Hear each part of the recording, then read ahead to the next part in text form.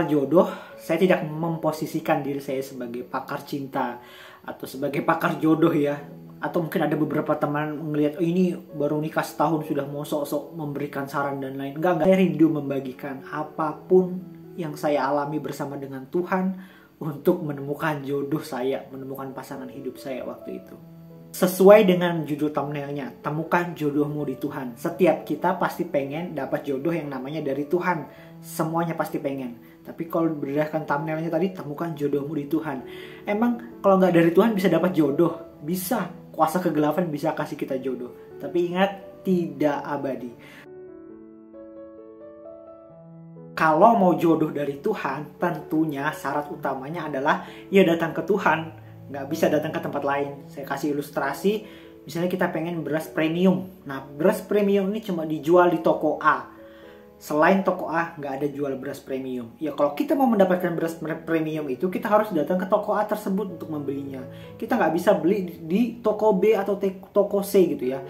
Ya bisa aja kita pergi ke toko B, ke toko C, tapi tidak mendapat beras yang premium. Tapi kalau mau mendapat beras premium, ya harus datang ke toko A. Kalau mau dapat jodoh dari Tuhan, ya harus datang kepada Tuhan. Kemudian setelah kita datang kepada Tuhan, kita harus jadi anak Tuhan.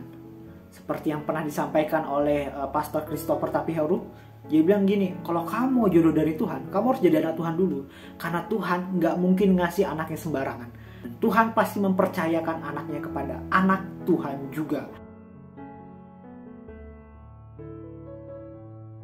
Ketika kita siap untuk menikah, karena tujuan orang berpacaran itu adalah menikah. Kalau kamu sudah siap menikah, silahkan mengambil keputusan untuk berpacaran.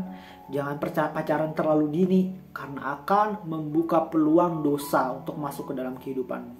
Ilustrasi, kamu mau nikah usia 25 tahun, usia 15 tahun sudah pacaran, 10 tahun mau ngapain?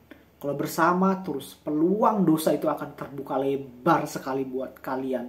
Saya dapat pesan ini dari almarhum Pastor Raditya Olowan. Dia bilang kayak gini, kapan sih kamu harus mau siap pacaran? Ketika kamu siap sakit hati. Jangan pacaran kalau nggak siap putus. Tapi jangan menikah kalau siap cerai. Pacaran itu adalah pengenalan ya. Pengenalan kita sebelum masuk ke dalam jenjang yang lebih serius lagi. Kita harus pahami orangnya, kekurangannya, kelebihannya. Semuanya harus kita bisa terima. Karena kalau kita adaptasinya nanti ketika menikah, wah, itu yang menyebabkan percecokan rumah tangga terlalu banyak. Dari Tuhan itu, dia pasti mengutamakan Tuhan di atas segalanya. Itu bisa kita jadikan introspeksi buat diri kita sendiri. Kira-kira saya ini jodoh dari Tuhan gak buat pasangan saya? Cara mengukurnya gimana? Ya, saya mengutamakan Tuhan di atas segalanya. Kalau porsi cinta saya kepada pasangan saya lebih besar daripada porsi cinta saya kepada Tuhan, ada yang perlu dikoreksi dari diri saya. Ada yang perlu dikoreksi dari hati saya. Ingat, kasihilah Allahmu dengan segenap hatimu, segenap jiwamu, dan segenap akal budimu. Itu hukum utama dan yang terutama. Kalau kamu bisa menempatkan itu di dalam hidupmu, kamu ciri-ciri jodoh dari Tuhan untuk pasangan hidupmu, dan dia ciri-ciri jodoh dari Tuhan untuk hidup kamu. Dia bertanggung jawab terhadap dirinya, terutama perempuan ya. Kalau ngelihat memilih pasangan, dia bertanggung jawab nggak sama hidupnya. Kalau sama hidupnya dia bisa bertanggung jawab, dia pasti bertanggung jawab sama hidupmu. Kalau sudah seperti itu, ya udah, nggak usah noleh kiri noleh kanan, sudah ambil keputusan. Ceritanya berawal dari tahun 2012. Itu saya bertemu dengan istri saya di salah satu rumah sakit swasta di Banjarmasin ya, Rumah Sakit Suaka Insan namanya. Jadi kebetulan waktu itu istri saya bekerja di situ. Saya kebetulan waktu itu selesai pendidikan keperawatan dan masuk ke dalam jenjang profesi. Jadi prakteknya di Rumah Sakit Suaka Insan tersebut, di rumah sakit swasta tersebut. Nah, di situ kami ketemu awalnya. Nah, begitu sudah ketemu, kenalan, dekat. Nah, akhirnya tidak lama kemudian memutuskan untuk berpacaran waktu itu ya. Waktu itu istri saya juga menerima saya sebagai pacarnya, karena dia bilang dia kasihan sama saya gitu. Jadi terima aja dulu, nanti 1 bulan kemudian dia sudah siap putusi saya. Tapi ternyata berjalannya waktu kok malah terus dan cocok rupanya. Kebersamaan kami itu 1 tahun. Jadi 1 tahun tuh saya ada berada di Banjarmasin. Jadi ketemu terus sama istri saya waktu itu kami masih pacaran, masih ketemu terus. Tapi di tahun 2014 itu awal-awal kalau nggak salah, sebelum masuk 2014 itu pisah. Karena istri saya tetap di Banjarmasin dan saya ke Kalimantan Timur. Ke tempat saya sini sudah mendapatkan pekerjaan di sini, jadi pisah. Nah, pisahlah waktu itu. Ketika sudah pisah, disitulah mulai sebenarnya sudah dari lama, dari pacaran sudah ada perbedaan. Nah, tapi begitu ada pisah, jadi percecokan itu juga semakin ada gitu ya, karena intens jarak yang jauh, kemudian komunikasi mungkin kurang terjaga waktu itu, kurang terjalin dengan baik, sering berantem. Nah, kemudian 2015 itu sempat punya niat untuk married, tapi nggak tahu waktu itu ada apa gitu. Yang jelas berantem hebat. Akhirnya ngerasa kayaknya kita ini nggak cocok gitu, kayaknya nggak ada kecocokan, dimana setiap punya niat untuk serius selalu ada aja fase berantemnya gitu ya. Jadi waktu sudah berantem 2016 saya dan istri saya waktu itu memutuskan untuk pisah gitu. Dia ke Jakarta, saya masih di Kalimantan Timur. Udah jalani hidup masing-masing waktu itu. Masa itu, jadi ketika 2016 sudah putus, saya pribadi juga mencoba mendekatkan diri kepada beberapa perempuan gitu. Beberapa perempuan saya mencoba mendekatkan diri, dan dia juga mendekatkan diri kepada beberapa laki-laki. Nah, tapi saya nggak tahu. Ternyata selama saya mencoba untuk dekat dengan beberapa perempuan gitu ya, yang saya kenal waktu itu, ada sesuatu yang sebenarnya baik-baik aja, seiman iya, cocok aja gitu, tapi ada satu yang miss gitu di dalam membina hubungannya itu ya. Makanya saya langsung ingat sama istri saya waktu itu. Jadi selama kami berpacaran waktu masih di Banjarmasin 2013 sampai 2014, nah itu di awal pacaran itu saya ingat kami ada suratnya ya, ada surat perjanjian kayak peraturan di dalam sebuah pacaran gitu. Terus kami bina hubungan dengan Tuhan. Nah, jadi waktu itu istri saya yang mengajak saya untuk bisa punya waktu doa bareng. Itu masih pacaran waktu itu. Jadi sempat dulu setiap ngapel gitu ya, setiap sebelum pulang ngapel, nah itu biasanya diisi dengan doa gitu. Jadi istri saya ngajak berdoa, ngajak pujian penyembahan. Semakin hari ternyata itulah yang membuat zona nyaman di antara roh kami. Ketika saya bersama dengan dia, ketika saya bersama dengan calon saya ini yang sekarang menjadi istri saya melihat intensitas kuasa Tuhan itu bekerja di dalam hidup saya.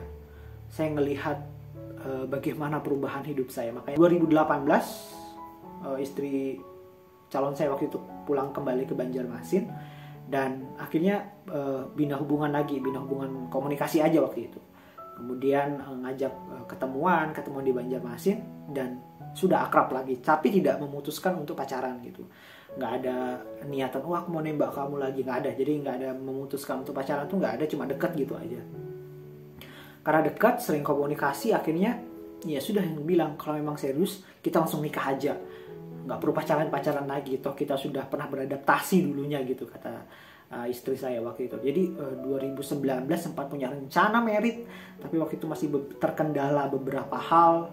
Kemudian 2020, masuk tahun 2020, pada saat itu memang pandemi corona. 2019 sudah masuklah COVID-19 di Indonesia, sehingga beberapa kegiatan kerumunan itu dilarang gitu. Nah, waktu itu saya sempat mikir juga, aduh gimana caranya mau nikah. Tapi ternyata Tuhan itu baik, Tuhan itu baik. Jadi ketika di tengah-tengah pandemi ini, Tuhan juga membuktikan bahwa Tuhan juga menyertai kita gitu loh. Ini yang membuktikan kuasa Tuhan, firman Tuhan yang menggenapi firman Tuhan. Sekalipun aku berada dalam lembah kelam, aku tidak perlu takut bahaya karena Engkau besertaku. Ini sangat digenapi dalam kehidupan kami waktu itu.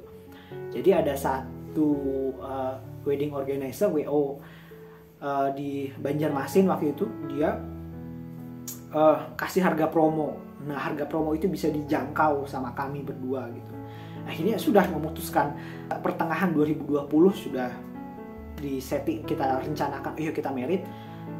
Meritnya di tanggal 9 September tahun 2020 waktu itu. Karena pengen tanggal cantik aja 9920 gitu waktu itu. Jadi ya sudah memutuskan untuk menikah. Dan waktu itu saya ingat saya menikah itu di Banjarbaru ya. Itu kami diizinkan Tuhan menikah di Novotel Banjarbaru di Kalimantan Selatan, sebuah hotel namanya Novotel.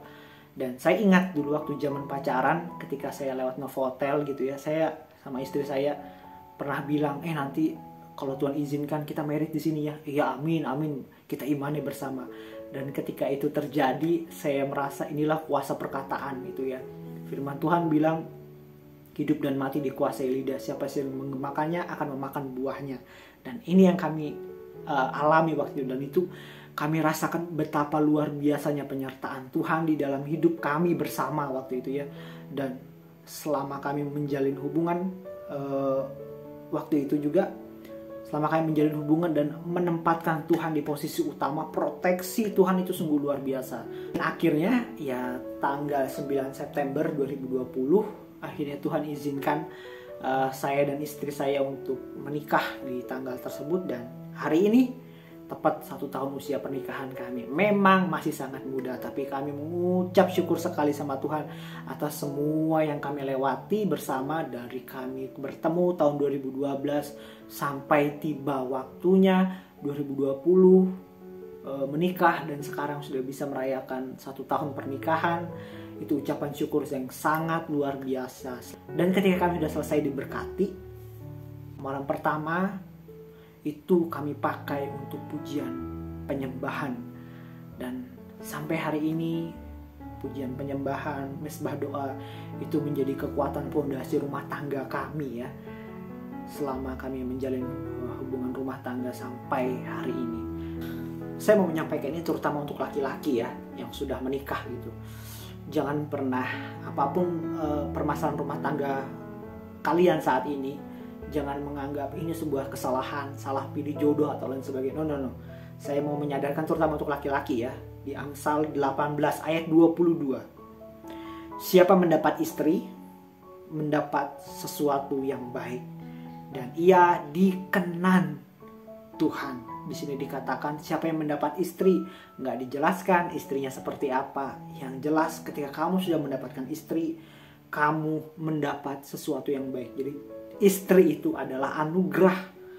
Dan di sini dikatakan bahkan ia dikenan oleh Tuhan. Jadi istri itu adalah salah satu kunci perkenanan Tuhan atas hidup kita, atas rumah tangga kita. Terima kasih. God bless you nonstop.